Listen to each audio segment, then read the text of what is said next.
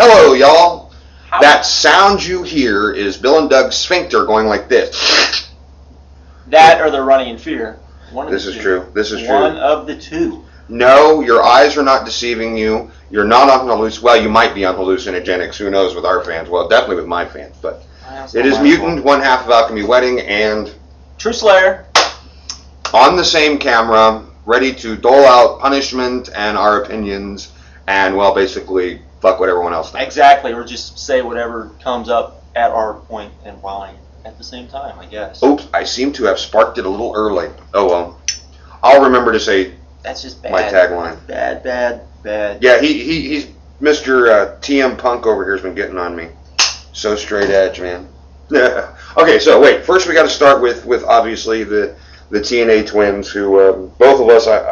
They're not twins. They're the head lemmings. Yes, this is true. They're taking the lemmings over the cliff as we speak, as was proved by their last two videos, in which were totally nonsense and made no sense. But they're Bill and Doug, and because they say they're 5-star matches, they're 5-star matches. 5-star match? I don't even care about the 5-star matches. Did you know that the WWE changed its style sometime in the last 10 years?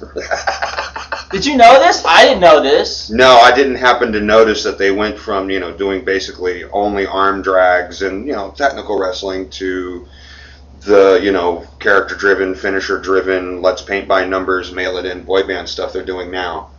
That was a change? Wait. Yes, exactly. Oh, yeah. Okay, I missed that. Yeah, I missed it somewhere. I think maybe you remember. Maybe '84, they weren't doing that. No, I remember. Here's what I remember. I remember I was watching Gordon Soley, watching like Tommy Wildfire Rich and Mike Rotundo and Barry Windham, and then I woke up and it was 2007, and I just missed everything in between. Yes, No, actually, see, here's the thing, Bill and Doug.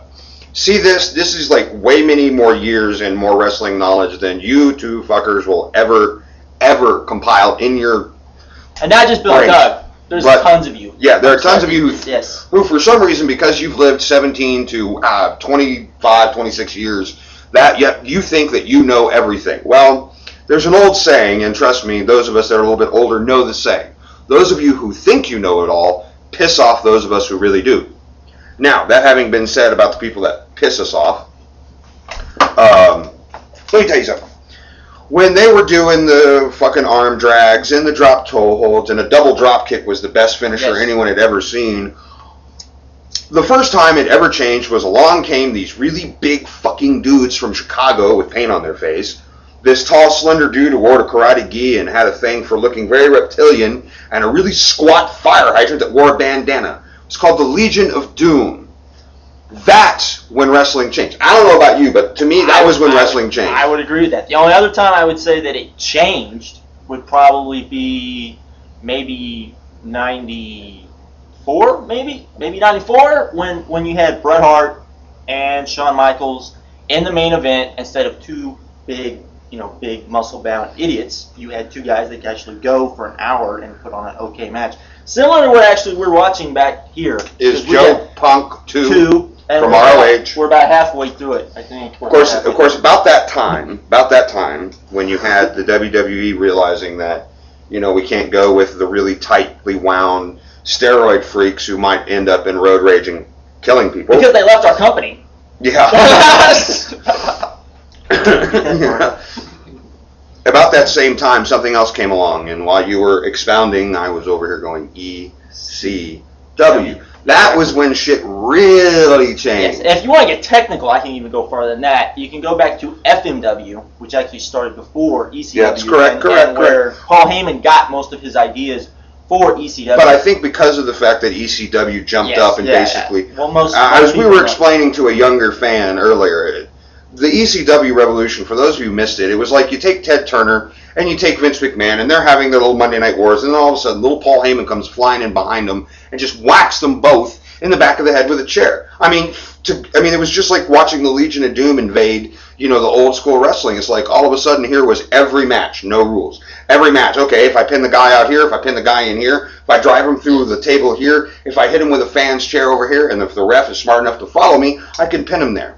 And not only that, you've covered up the fact that you have lots of guys in your roster who might be talented, but aren't necessarily going to be able to get in the ring and put on, 4-star classics. Mat every wrestling. time. Now they had talent that Yes, could put on yes. 4 and 5-star classics, and they were smart enough to go, okay, this will be our top 2 matches. You know, we'll take our 4 best guys, or our, you know, or maybe our 6. You know, we'll have a tag team and a singles match, and those guys will be at the top of the card. Then we take this really good mid-level talent we have, and we'll just throw them in these 10 to 7-minute matches where it just breaks down into a brawl. And I'm sorry, I'm a Texan. I love a good brawl. You know, I will sit there and watch. Brawls are good. I will sit, and you know, and it builds it up. And then you have these main events that were this hybrid of what you were seeing earlier in technical wrestling. Yes. You know, you'd have guys like Taz who would suplex you out of your boots, and at the same moment in time grab a kendo stick and just wail on you. Exactly. You know, that was a change.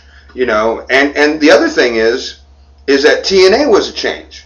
It was. Way back when it first started, my God, it was like, because all of a sudden you had, because God knows there's never been a real cruiserweight division in WWE. No. You know, they kind of had one in WCW, of course, towards the tail end. They abandoned that. Could that be a bad omen for people who fucking run away from their cruiserweight title? I mean, it's one thing if you're a big enough company and you've built up your heavyweight titles. Or you have a style which you put on every single wrestler you have, to where even your smaller guys are going to wrestle like the bigger guys. Yep. Which is what happens in WWE. Since you don't actually have a difference between what the cruiserweights do and what the heavyweights do, there's no reason to have that belt. Nope, none at all. But then came, you know, and I like the logo. It's not about weight limits, it's about no limits. Exactly. You had whoever had the balls to jump into this octagon ring and just let it all hang out. I mean, you saw the high-flying aerial moves of what these guys are supposed to do. You know what? Like we're watching on ROH. You know, we're watching Alex Shelley. We're watching. What was the guy with the furry boots? Jimmy Jacobs. Jimmy Jacobs. We're seeing B.J. Whitmer, Homicide. Matt Sydal. All these guys just flying around. And in the X division, in the beginning of the TNA, the X division was the shit. It was. I mean, the NWA title was damn near just a secondary title. Because, I mean, that was the traditional wrestling, but we showed up to watch the octagon ring, and the little guys just put it all on the line every night. Exactly.